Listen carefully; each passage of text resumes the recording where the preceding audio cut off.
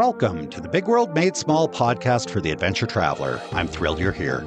My name is Jason Elkins, and in addition to being your host, I'm also a former U.S. Army paratrooper, third-generation commercial hot air balloon pilot, paramotor pilot, ex-Montana fly fishing guide, advanced open water scuba diver, and a full-time nomad that's visited more than 30 countries on 6 continents.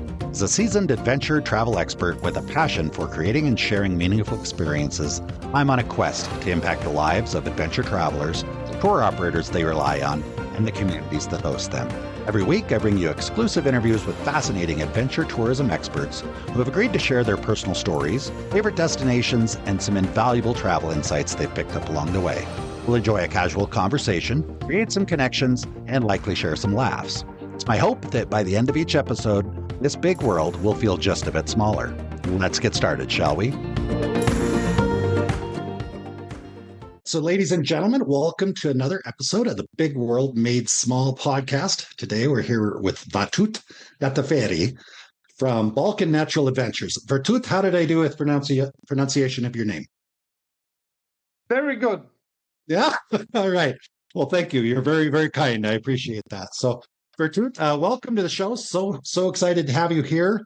We've had a couple conversations now, and you've got a really interesting story.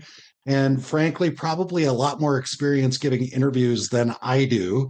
So tell us a little bit about your story. What were you doing before tourism, and how did that kind of spin off and I guess change your trajectory into tourism to what you're doing today? Okay. Well, all of my life I have done the same thing, but I just changed the thing that I did for different audiences or for different industries. So my BA is English language and literature, and then I did a master's in journalism. So I started as a journalist, which was telling people stories about what happened, and my audience was the general public, and my employer was a newspaper. Then I moved to UN. I changed the industry, but again, I was telling stories of UN to people about the level of poverty, about things that UN was doing.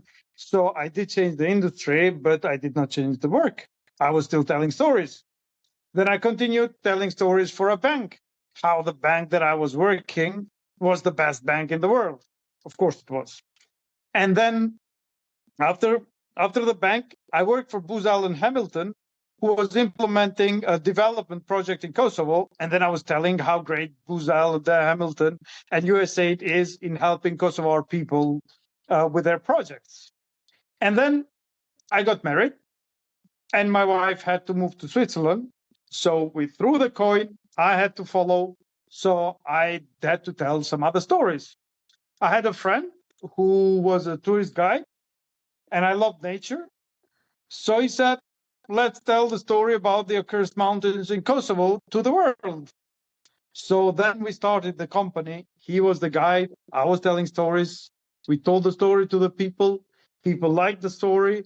We kept our word. We gave the best service that we could. And when we didn't give the service, we agreed that we did not give the service, told the clients, we are sorry we could not give the service. How can we compensate this for you? And this is the formula that worked with us. And this is the formula that brought us to where we are, to be one of the top touristic agencies in the Balkans in 7 years of our existence. Very cool. I see the thread. Okay. I missed that the first time we chatted, but you're absolutely right. You're doing the same work, different audience, maybe different subject matter. But yeah, I find that most people that are successful in tourism are at heart a good storyteller, because you get to share the story ahead of time, so people will feel inspired to go be a part of that story. When they're there, you're sharing stories with them. I know, I've been around a campfire or two, or sitting at a lodge table having conversations at dinner, and that's it's great, because that's really what inspired this conversation that we're having here on the Big World Made Small podcast, was to just kind of help share our stories and spread those stories around and inspire people to get up off the butt and go do something. So awesome. Thank you so much for being here. You also, because I think this might play a role in where you're at, what you're doing, but the first time we spoke, you told me and I might be off by a number or two, but I think you said you lived in 7 different countries early on in your life. Tell me about that. What did you mean when you told me that? Not too early in my life. That story. Because I have two Yeah. stories about living in different countries. The Well, one story of that them I was lived in blew my different mind. countries. The story that I live in different countries without moving. Yes. Yes. I was born in a Socialist Republic, Federative Republic of Yugoslavia, which was the old Yugoslavia of Tito, whoever remembers him. And then this Yugoslavia broke up. And then from this Yugoslavia, some republics separated. Then we had Federative Republic of Yugoslavia. So I was a citizen of another country. Then this country split again, and then it became Serbia and Montenegro. So I was a citizen in Serbia and Montenegro. And then there was a war in Kosovo, and the war ended. We were managed by or administrated by United Nations, which became somehow United Nations mission in Kosovo country. So I had a passport with UN on it. And then Kosovo got independence, and then I lived in Kosovo. And this is how, because when I was a kid, I traveled a lot. But when Yugoslavia started breaking down, we were poor. I would say easily we were poor. We were happy, but poor. And we did not have a chance to travel. But we had the chance to change our country that we were living in by sitting in our own city. So yeah, that's right. Yeah.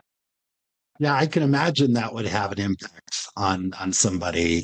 Most of the people that are listening to this podcast have have their home country. It's been their home country. This very similar politics. Things change a little bit, but for the most part, a fair amount of stability in their lives. They've got the US dollar, the Democrat Party, the Republican Party. There's a consistency going throughout. So I can imagine growing up in an environment where it's changing around you every few months, every few years. All of a sudden, you've got new papers, you've got new currency. That uncertainty, it's hard to start a business. It's hard to maybe think about what you want to do when you grow up because you don't know which country you're going to be living in when you grow up. So that's do you think that had a big impact in your desire to tell stories and go into journalism? Yeah, because when I worked in journalism, I was thinking that I was doing a good thing for my country also, which I think is the case with most of the journalists in the world. And I was lucky to work in journalism during 90s. And 90s were golden years of journalism because there was still objectivity. There were still not too many media. There were not a lot of commentators. Society was not that much divided. So people were reading the same media and the media had to be careful. While now it's a total different setup in journalism. Some people watch one TV station, other people watch the other TV station, and they don't talk to each other. And the objectivity is not a necessity anymore. It's more like talking to a converted crowd. So I believe that I worked in these golden days of journalism, and as I was working in Kosovo while there was a war, I had a chance to work as a translator for big U.S. media. I worked with some people from New York Times, some people from Washington Post. I had a great friend who is a lawyer now in Maryland. He was a writer from Kosovo for Christian Science Monitor, which was a great newspaper. I'm very sorry that it died, but with the values that they had, it was difficult for them to stay afloat. But it was a great newspaper, and the friend that I was working with was a great.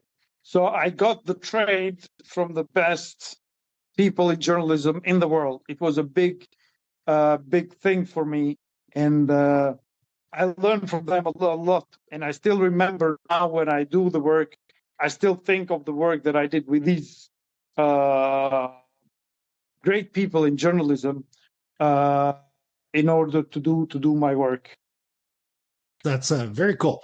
What I heard when you were saying that was correct me if I'm wrong, but it sounded like the golden years of journalism where you had an opportunity to actually um, educate, impact, influence change in the world, whereas now the media is more of preaching to the choir. You've got this one particular, they're just reinforcing beliefs that their listeners already have and are more catering to their audience as opposed to trying to get a message out there to educate or inform. It's just like, hey, our listeners want to hear us say this, so therefore this is what we're going to say. Is that right? Did I hear that right?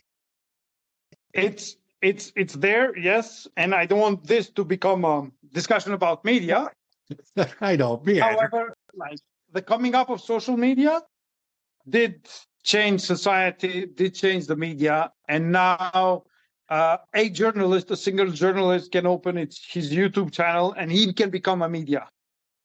So, as you are doing now for all the good reasons, and some people may do for not all the good reasons. So it's totally different situation.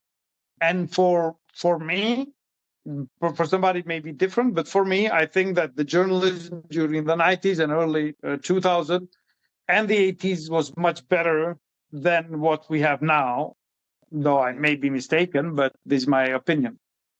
Oh yeah, I appreciate it. There's a couple sides to everything. It's fascinating to me that we have so many different ways to communicate that people that never really had a chance to communicate before are able to. So maybe that's the trade-off. But anyway, yeah, back on topic. And thank you for having that conversation with me. I know it's kind of part of who you are. I mean, we connected through social media, really, and we're having our own biased conversation, working to try and provide information to the people that I believe are listening to this show. I guess I don't know, but I want to get back on. So, really, as you moved into tourism, tell us a little bit more about the Accursed Mountains. How did they attract your attention? What's special about them? And because, frankly, I suspect there's a few people, myself included, that have never even heard of the Accursed Mountains. I will go back to me living in different countries. When I was born in Kosovo and when I grew up, some of the borders that went through these mountains were borders guarded by army and police, and people were killed when they wanted to cross from one country to the other because they wanted to escape. They wanted to ask for asylum. And these mountains were blocked. They were closed, and they were putting limits to people's movement. As democracy came, as peace came, then people thought, why don't we turn these mountains to something that people communicate, not something that divided people? Then there was a big project of a German development agency called GIZ, who gathered people, local people, and said, let's do this. Let's do a big trail. And then they decided, and the trail was designed. So this trail goes through Kosovo, Montenegro, and Albania. Original trail is 192 kilometers, and it connects all three countries. So that is a one value that it adds. And the second thing that I always get a feedback from my clients who travel the world is the diversity that this trail brings. So when you walk within one day, you can walk through a forest, through a meadow with full of flowers, full of greenery, and then go through rocky places, go through a crest of a peak, and come down in a village. So this is the beauty that it brings. They are not very high compared to Himalayas, for example. They are around between 2,300 and 2,600 meters. And they are not huge. So all the time as you move, your view change. You see different things. You don't get all the time the same view as you would get in a huge mountain because you will have to walk on the same paysage all the time. So this brings differences and a lot of this year it was our luck. We had a guest, Casey Allison, who is the first U.S. woman to climb Everest, and she also gave me this feedback from a trip that for her it was diversity that was the most the best thing that she found there. And if you're lucky, you can see some animals. We have wild goats and we have bears also, so you can see them. For US market, bears may not be very interesting, but for Europeans, it's very interesting because in Western Europe, there are very few bears left. So if you see a bear, it is a spectacle of its own. It's interesting because we do probably have, higher numbers of bears, especially compared to Western Europe. But honestly, we don't see them that often. Most Americans don't see a lot of bears. Maybe if they go to Yellowstone or if they go up into Alaska. But I'll tell you what, there are a lot of people that are pretty passionate. My mom's into bears. She watches these live cams of the grizzly bears up in Alaska. She'll sit there for hours on her phone and watch these bears, and she knows them all by name. And that's pretty cool. Is the only way to access this trail by foot? Is this a 100% trekking trail, or is it something that bicycle tour operators do as well, or what does that look like? Well, part of it is very good, can be used for bicycle because you can bike next to the crest with the big views. But to do the original trail, you would need to carry your bike a little bit. Mm-hmm. And we don't get a lot of bikers because we have some other mountains which are more roundy and less steep, which are better for bikers. And we don't do biking tours, and I don't hear anybody doing biking tours in the trail, though here and there may be someone. And the trail is open, let's say, from May till September. But with climate change, we're having May and June more and more rain, and even we have the snow in June, which was rare till now, while September and October are becoming better and better for hikes.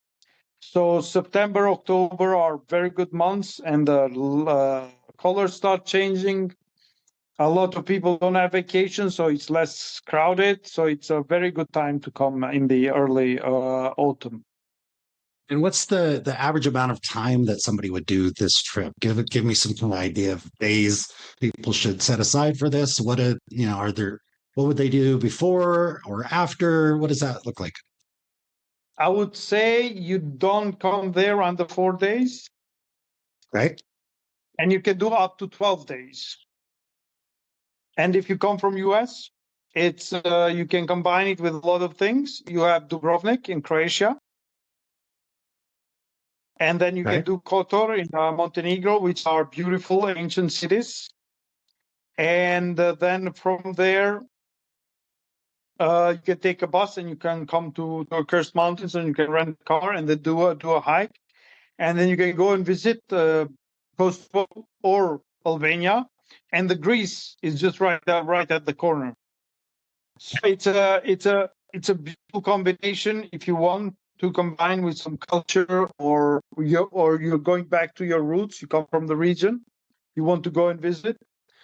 It's a great combination. Though some people want just to hike, so for hike you can do up to 12 days easily, and then Albania is becoming better and better for its food offer.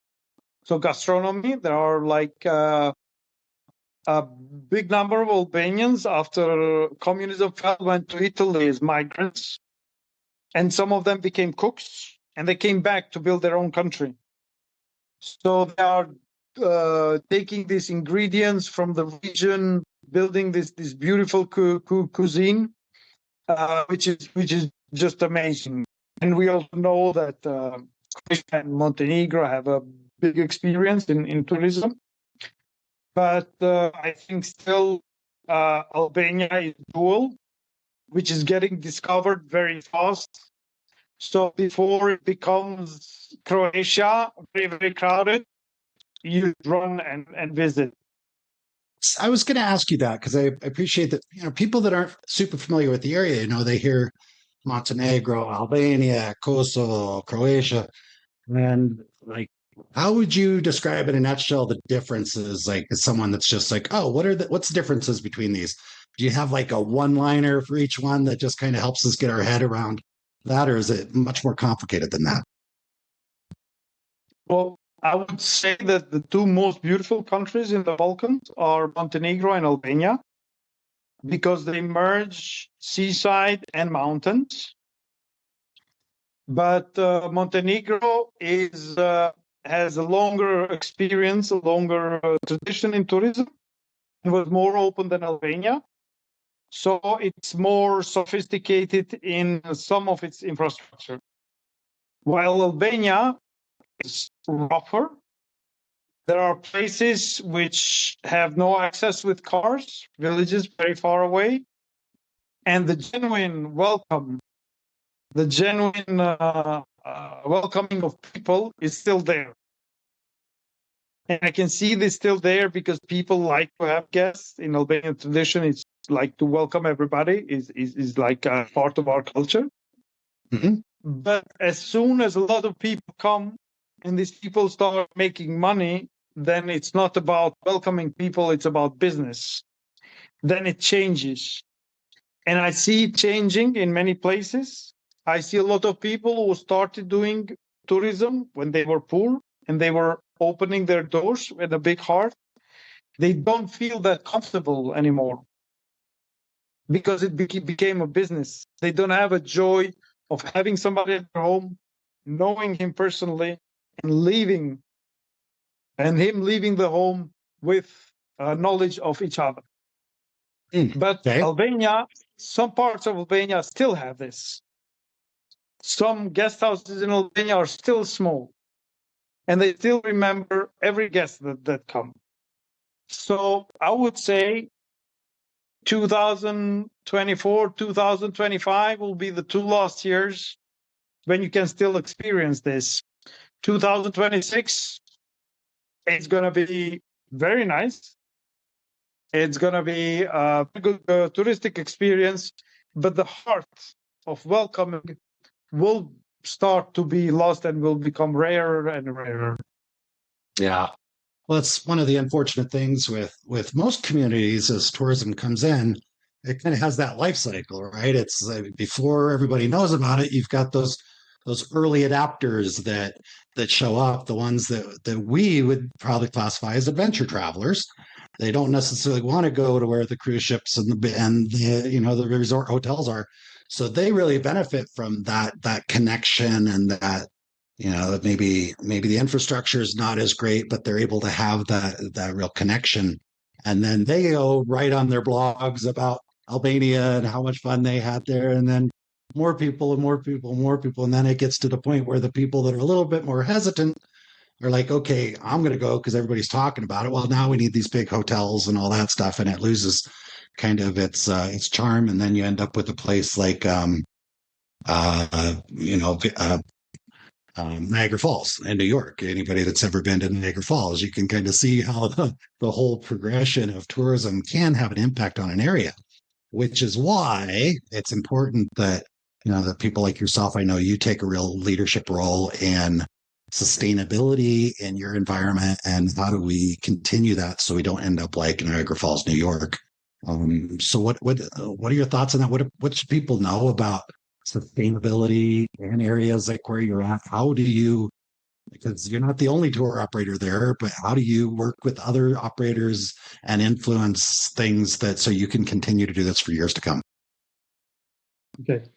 So me and some other people like me, we sometimes feel guilty because we are responsible for bringing people in these areas. And then these places get spoiled. However, if we don't bring people in these areas, people who live there will be poor. They will cut the trees.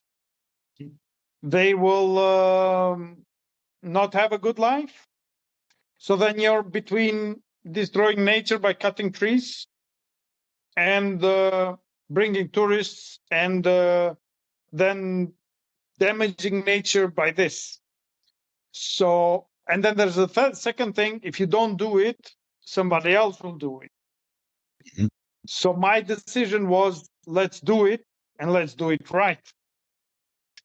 And I think in every mountain that you go, there is like curves. When when it starts, there is very sustainable. Then you have some pollution. Then people get educated. Then the pollution goes down, and everything gets improved. I think we are in Albania and in Kosovo and Montenegro. When I talk to people, they are at the top of the curve of then understanding that we should limit and we should have sustainable tourism. And then we, as a company, we just got a partnership with Travel Life, which is a sustainable certification. There are several projects. And when I approach to guides, when I approach to guest houses, when I approach to everybody, they are open and they want to do this. But then they also want to develop. So now we have to find that fine line to keep the place developing without being destroyed. Yeah, and that can definitely be a real challenge. Go ahead. It's challenge and it's difficult because you don't know where you hit the line. Yeah, no, Which is the absolutely. border, which is So, what would be your advice to listeners, to adventure travelers that or maybe they're checking off a list of all the places they've been, and Kosovo, the Balkans is on their list, or anywhere really?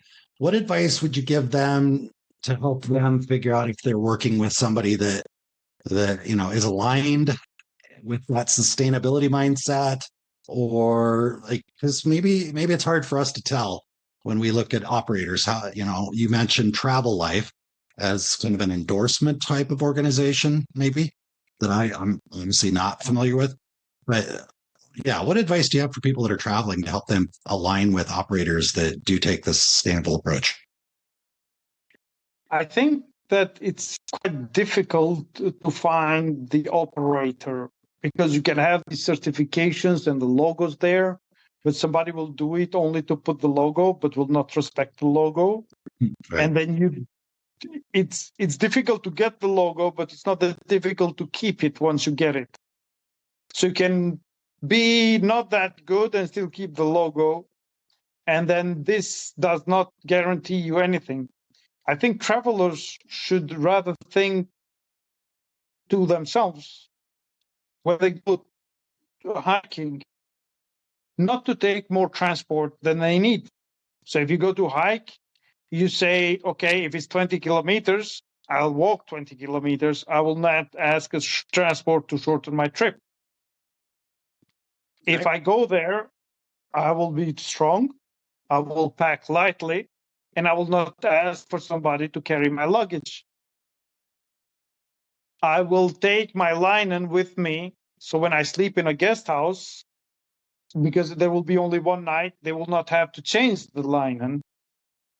They will keep their own, you will have their own, and you will sleep on your own, which will be cleaner for you, and it will be more sustainable for the guest house. So I think travelers can take actions by themselves, no matter who they book with. Because for operators, I think the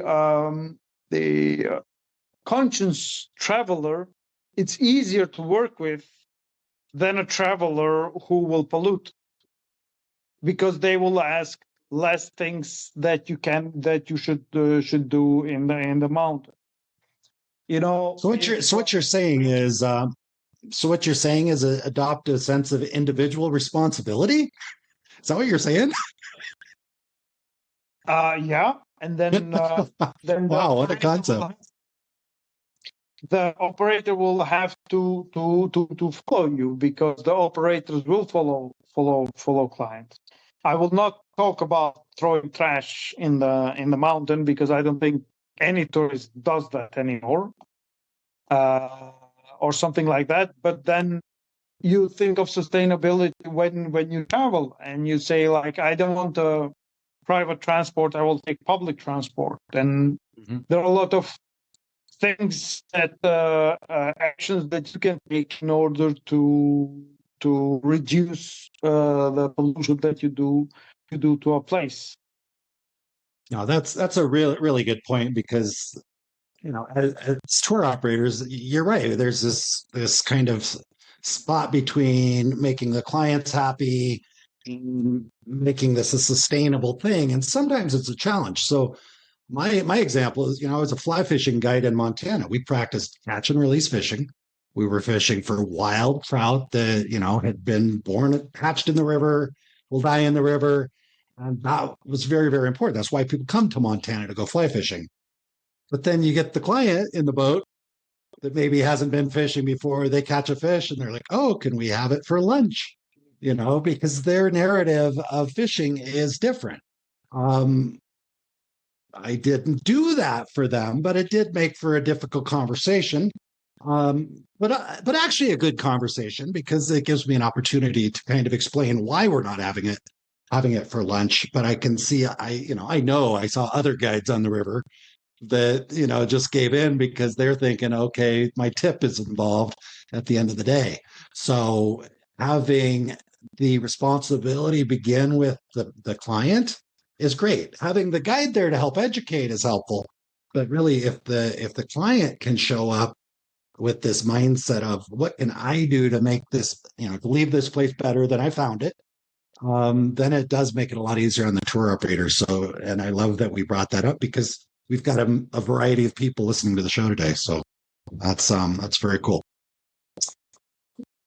What else do you think that people that are visiting your area really need to know? You meet someone, they say, I'm going, to the Balkans in a couple months, regardless of season, whatever. But like, what are the 2 or 3 things that you think that somebody needs to know either before they consider a trip or before they actually go, that might not be obvious to them? I think that the best thing is not to read the politics and political books when you come. I would rather recommend people read literature, because literature, though it's not the truth, it's fiction, it gives the soul of the place, it gives the spirit of the place, and it will not be offensive to people. The people who could be offending to somebody locally may be the people who read one political book about the country. If you read more, then you understand more.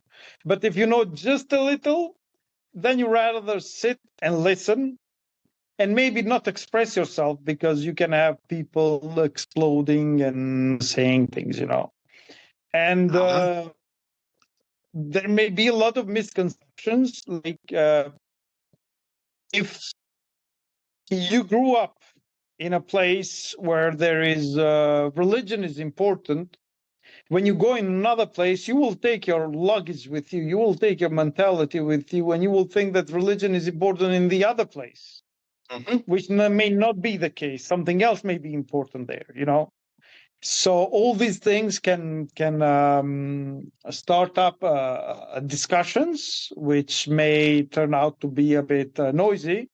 But at the end of the day, in the Balkans, you have 2 glasses of rakia or grappa, or a grape liquor, and then everybody loves everybody, So even in the worst cases, we come to peace in the end, Okay, so what I heard you say was, come open-minded, try and leave some of your own baggage at home. You don't need to bring everything with you. And and listen a little bit, kind of judge your surroundings before you jump in. It's a great example of that. I'm in Colombia right now, and Colombia has an interesting past. And I've spent enough time here to know that if someone from outside the country comes here and immediately starts talking about certain things in Colombia's past, you're not going to get very far. You're not going to make a lot of friends. You're going to be like, okay, I'm done talking to you. You go about your day. Fortunately, I'm fairly attuned to things like that. So I never brought it, but I've seen people do it. I've been in guest houses and I've seen people show up and want to talk about these things that, just that don't work very well. So that's great advice. And yeah, I can imagine, especially with all the politics and the history of that region, maybe people are interested in it. Maybe they read about it, but they don't need to necessarily show up like they're trying to influence it. So, all right. Or being experts of the country that they are visiting better than people who live in it. And this may be a bit offensive. And it goes both ways, right? It goes both ways because as an American, I can't tell you how many times I've shown up and had my host wanting to share their opinion of politics in the US and things like that. And that's fine. I get it. And it's just kind of like, well, I didn't want to come there to sit and talk about, politicians back home, or the same thing if I'm visiting them. They don't want you to come in and, I get that. That's really, really good advice. People sometimes see a member of an average person from one country as a representative of the official politics of that country. Yeah. Like, oh, I don't want to talk about Donald Trump. Like, why did you elect Donald Trump? I'm like, I'm one person out of 365 million people. Yeah. And I get that, and it just kind of, sometimes there's so many other more interesting things to discuss, right? Like, I want to discuss, wow, where did you learn to make this? Tell me about the story, because I know it probably involves, you in a kitchen with your great grandmother, making this stuff, and it's not even written down. Like, I want to hear about that. I want to hear about, if you call it politics, I want to hear the story about, the trail across the Accursed Mountains, and I want to hear about some of the history, because that's valid. But there's just so many things, and that's, fortunately, I think that adventure travelers are much more the types that are. I think it takes two things to be an adventure traveler. And anybody listening to the podcast has heard me say this before, but it's the ability and the willingness to get outside your comfort zone and the curiosity.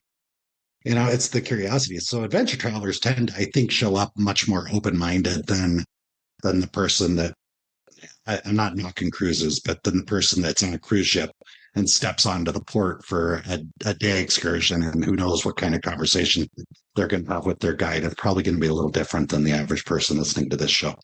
Do you have a favorite fiction book about the area, since you brought that up? Oh, yes. It's called Broken April by an Albanian writer, Ismail Kadare. It's called Broken April. Broken and April. Actually, yes. And it's a Brazilian director made a film from this book. Okay. So it's very cool for Brazil to take a book in Albania and to make a film. And the book is called Broken April because this guy, who is in a blood feud, gets killed in the middle of April. And that's how April gets broken. And the story is about this guy going to avenge a death, and a young couple celebrating their honeymoon in the Accursed Mountains. Okay. And it's an amazing book. It's a very good book, and I recommend it when I send the document to clients. Mm-hmm. And I recommend it in my website. And I had a client, he said, like, I chose to travel with you. Like, what agency tells me what book to read before I go there? They usually tells me about hotels and things like that. So this is great. And he read the book.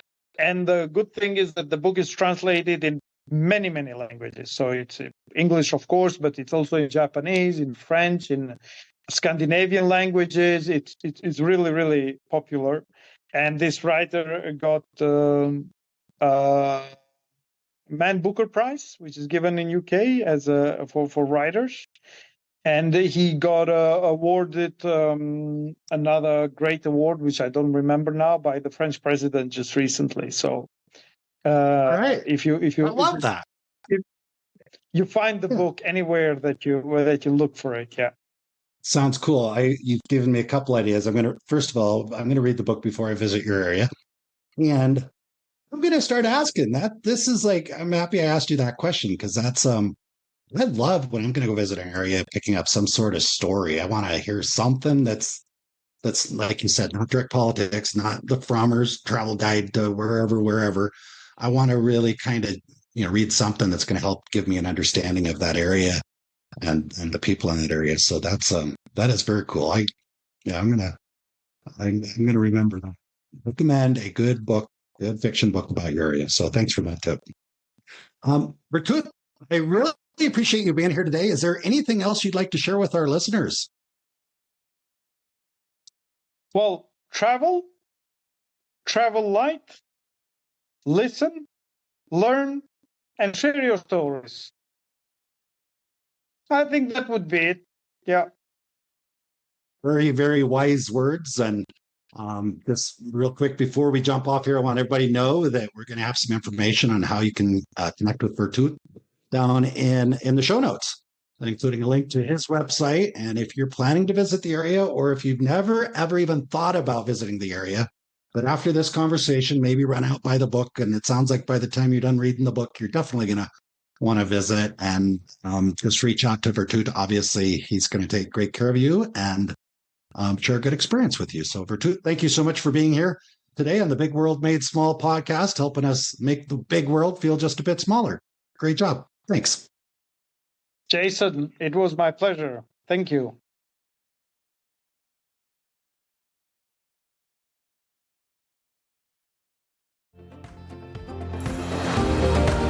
I trust you enjoyed listening to the conversation as much as I enjoyed recording it. If you're enjoying the Big World Made Small podcast, please take a moment to tell the algorithm by subscribing and posting a review so that others can benefit as well. I also invite you to take a quick trip over to bigworldmadesmall.com and join our private adventure travel community to receive new episode notifications, special access to our guest experts, and perhaps even some exclusive partner offers that we haven't discussed on the podcast. I'll publish another episode soon. Until then, keep exploring. It's the best way to make a big world feel just a bit smaller.